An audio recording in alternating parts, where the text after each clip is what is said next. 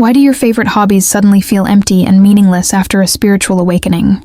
The activities that once brought you joy, excitement, and even a sense of identity begin to lose their flavor. What once defined you now feels hollow, as if some vital part of you has quietly died. This loss can feel unsettling, even frightening, because it challenges everything you thought you knew about yourself.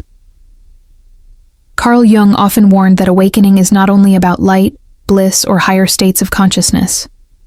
It is also a process of dismantling, and one of the first things that begins to crumble is the attachment to passions and interests that once seemed inseparable from who you were. Many people are caught off guard by this. They think something is wrong with them. Perhaps they are burned out, broken, or losing their spark. But in truth, something much deeper is happening inside the psyche. This experience is more common than most realize, yet it is rarely spoken about. You are not crazy, and you are not alone. Jung's psychology provides a clear explanation for why this shift happens. By the end of this reflection, you may begin to see that the emptiness you feel is not a sign of decline. It is a sign of growth, a transition from a life defined by surface identity to one rooted in something far more authentic. Before awakening, hobbies and passions often serve the ego more than the soul. They function as identity markers. The gamer, the artist, the musician, the athlete, the writer. These labels become part of the mask you present to the world, the persona, as Jung called it. Hobbies often bring validation, achievement, and social belonging. They give you something to show, something to prove, something that says, "This is who I am." In many ways, they reinforce the story of me. Think about it.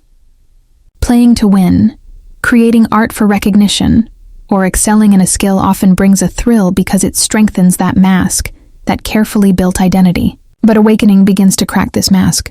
Suddenly, the same achievements and pleasures don't feel the same. Winning another game, sharing another painting on social media, or writing another song no longer carries the same fulfillment. The reason is simple. The part of you that needed those affirmations, the ego identity, has begun to dissolve. That loss of interest is not a mistake. It is not laziness, nor is it failure. It is a signal. Your psyche is shifting its focus, turning inward, aligning itself with something deeper than the persona. What once fed your ego no longer feeds your soul, and this emptiness, while painful, is actually a doorway to transformation. So what comes after the fading of ego-driven hobbies? This is where Jung's insights become truly fascinating. He explained that awakening is a confrontation with the self, the deeper, eternal essence within you. When that self begins to emerge, it reorders everything. Your values, your motivations, even your passions begin to transform. This is why old goals collapse. Collecting achievements, seeking recognition, chasing status, competing with others. What once seemed meaningful now feels like chasing smoke. The psyche no longer orbits around the persona. Instead, it shifts its center of gravity to the self. This process, though unsettling, is not destruction. It is rebirth. It is the necessary shedding of illusions so that something truer can emerge. So, if your old hobbies feel empty, it does not mean life has lost meaning. It means the meaning you once accepted is no longer enough. You are being called into a deeper kind of living, one not built on masks and external validation, but on the authentic expression of the soul. Before awakening, most of your pleasures were tied to the external world. Recognition, productivity, achievements, these became the fuel for your sense of worth. Every success, every compliment, every milestone fed the story of who you thought you were. Your happiness was measured by outside rewards, by the reflection you saw in the eyes of others. But when awakening cracks you open, whether through breathwork, psychedelics, deep inner work, or the raw lessons of life itself, something begins to shift. The outer world no longer shines with the same intensity. The very things that once brought excitement begin to lose their magic. Hobbies and passions that once felt alive can suddenly feel hollow. And the reason is simple. Many of them were never just hobbies. They were tools for proving something. To yourself, to others, to the world. Painting wasn't only about painting. It was about feeling talented. Gaming wasn't only about fun. It was about feeling accomplished. Shopping wasn't simply about buying things. It was about feeling stylish, worthy, or enough. These activities carried a hidden purpose, to validate the persona, the mask you wore, but awakening dismantles that mask. When the persona begins to fall away, you realize you no longer need to prove anything. The hunger for validation collapses. What once felt nourishing begins to feel performative, and the moment you stop needing to be seen as the artist, the gamer, or the achiever, the fuel that kept those identities alive disappears. This isn't a loss. It's a liberation. It means your soul is no longer satisfied with chasing recognition or building identity through performance. Instead, it turns inward, searching for a meaning that lies beyond the surface. Yet this shift can feel profoundly disorienting, because hobbies were never just hobbies. They were stories you told yourself about who you were. They gave you a map, a sense of identity, and when awakening burns that map, you're left in a space where everything feels uncertain, even pointless. This is the stage many people mistake for failure or emptiness, but Carl Jung saw it differently. He didn't view it as the end of joy. He saw it as the stripping away of illusions. Awakening dismantles old values because they were built on persona and conditioning, and while the collapse feels like death, it is really making room for something more authentic to emerge. What comes next are passions and activities that are no longer born from ego, but from alignment with the soul. And yes, there is always a void in between, a silence, a strange nothingness where the old has fallen away, but the new has not yet arrived. That void is not a punishment, it is a threshold, a necessary pause before a deeper, more authentic life takes shape. Here's the raw and uncomfortable truth. Not every hobby in your life was born out of pure passion or joy. Many of them were not really hobbies at all, they were escapes. Think about it. Maybe you picked up a paintbrush not because you were deeply drawn to art, but because loneliness was creeping in and the canvas gave you a place to pour it out. Maybe you turned to video games, not for entertainment, but to silence the endless hum of anxiety that refused to leave you alone. Maybe you sang, not because you were overflowing with inspiration, but because deep down you felt invisible, unheard, and unnoticed by the world around you. On the surface, all of this looked like passion, like fun, like expressions of creativity and interest. People might have even admired you for your dedication. But underneath, many of these hobbies were not passions at all. They were unconscious coping mechanisms. They were strategies your psyche built to soothe pains you weren't ready to face. Instead of addressing the root, you covered it with activity. Carl Jung had a name for this hidden part of us, the shadow. The shadow is made up of all those hidden wounds, unspoken fears, buried griefs, and silent emotions we stuff away because they don't match the identity we want to believe in. They don't fit the polished version of ourselves we show to the world. And this is where awakening enters the picture. Awakening is not a gentle process. It is a force that rips the mask off and drags the shadow into the light. Suddenly, the hobby you once relied on for comfort doesn't feel the same anymore. The relief fades, the spark dies out, and the activity no longer works the way it used to.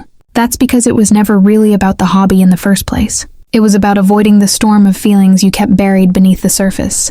Awakening begins dismantling these distractions one by one, like your soul whispering, or sometimes shouting, "No more band-aids." Face the wound. This is why you lose interest in things that once defined you. It's not because you've suddenly become lazy, uninspired, or bored of your passions. It's because those passions were never pure passions. They were masks. And when the mask falls away, the coping mechanism collapses with it.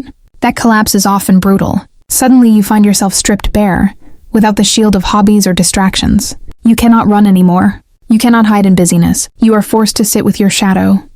This stage feels like despair to many people. It can feel heavy, depressing, even hopeless. Countless people in awakening say the same thing. I don't enjoy anything anymore. Nothing excites me. What's wrong with me? But Jungian psychology would respond, nothing is wrong at all. In fact, something deeply right is happening. For the very first time, you are meeting yourself without distraction. You are no longer numbing yourself with endless activity. You are no longer painting over the cracks. You are seeing the raw truth of your own inner world. Loneliness, fear, grief, longing, and while it hurts, it is also the beginning of profound healing. Because when you stop covering the shadow, you begin to integrate it. You learn, slowly but surely, that loneliness isn't a death sentence. It's an invitation to connect with yourself in ways you never have before. Fear is no longer a weakness to suppress. It is a messenger carrying truths that deserve to be honored. Grief is not a curse. It is a teacher that softens and deepens your humanity. Losing your old escapes feels like losing pieces of yourself, but what you are really losing is the veil, the illusion. You are not being emptied. You are being revealed, and this journey goes even deeper. This stage of losing interest in your hobbies, facing the void, and confronting your shadow is not a side effect or a mistake along the way. It is a necessary passage. Mystics for centuries have called this process the dark night of the soul. The dark night is not despair for despair's sake. It is not punishment. It is the sacred dismantling of everything false, everything shallow, everything that once propped up your sense of self, but no longer serves you.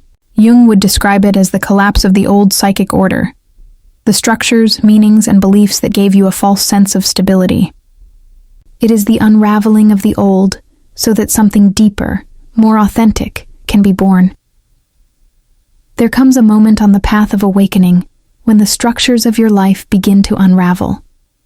The very hobbies, goals, and pleasures that once carried you suddenly fall apart. At first, it feels like a kind of death. You wake up one morning and the spark is gone. Music, once a sanctuary, now feels like noise. Painting, which used to feel alive and effortless, now feels forced and heavy. Gaming feels like endless repetition. Shopping, once exciting, feels shallow and pointless. Even life itself seems stripped of its colors, as though the vibrancy has been drained away. But here's the paradox. This collapse of meaning is not the end. It is not a final death. It is a sacred transition. What feels like loss is actually the dissolving of the old self. The psyche enters what mystics call a liminal space, a threshold between who you were and who you are becoming. The truth is, those hobbies and pleasures belong to the old version of you.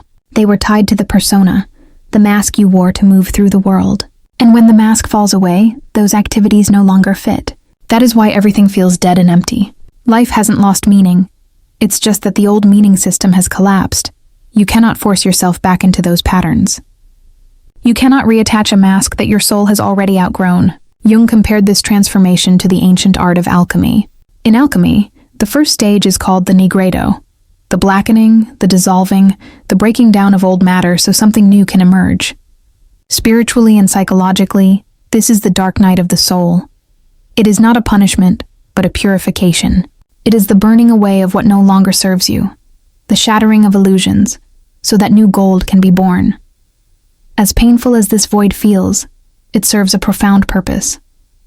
It strips away false motivations. It dismantles attachments built on insecurity and performance. It leaves you with silence, emptiness, and the uncomfortable space of having nothing left to prove and nothing left to hide behind. And in that silence, a deeper truth begins to reveal itself. You are not your hobbies, you are not your achievements, and you are not the roles you've played. When everything external loses meaning, you are invited to touch something deeper, the ground of being itself. This is what Jung referred to as the self. Not the fragile ego self that craves validation, recognition, and identity, but the deeper timeless self that simply is. From this ground of being, new forms of meaning eventually sprout.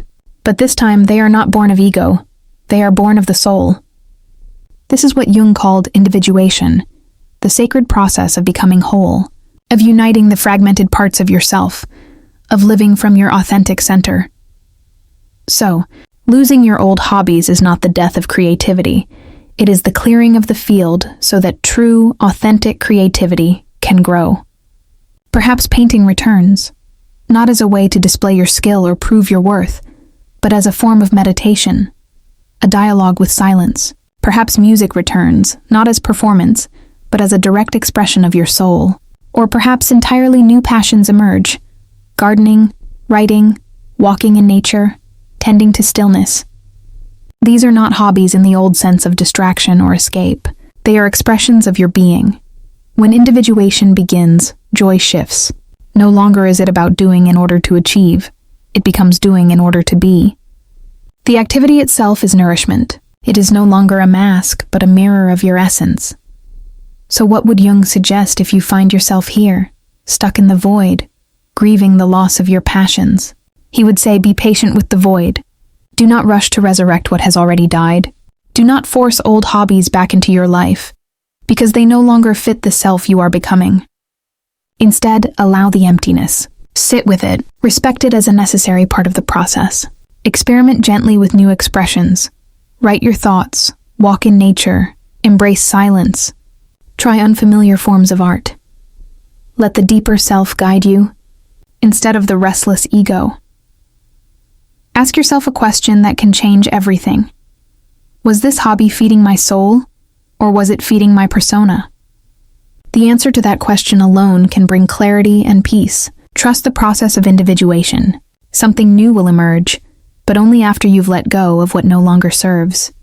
And if you are moving through this stage right now, remember, you are not alone. Countless souls walking this path are feeling the same emptiness, the same collapse, the same loss of meaning. This is not a failure. It is the passage into truth. So let's turn this into a conversation. What passion or hobby did you lose after your awakening? And what do you sense is trying to be born in its place? Share it in the comments. You might give someone else the exact words they need to hear today. And if you want to go deeper into shadow work, Jungian psychology, and the mysteries of spiritual awakening, subscribe to Truth to Mastery. Together we will keep exploring the depths of the human soul, the places most people are too afraid to look at, but where the greatest treasures are always found.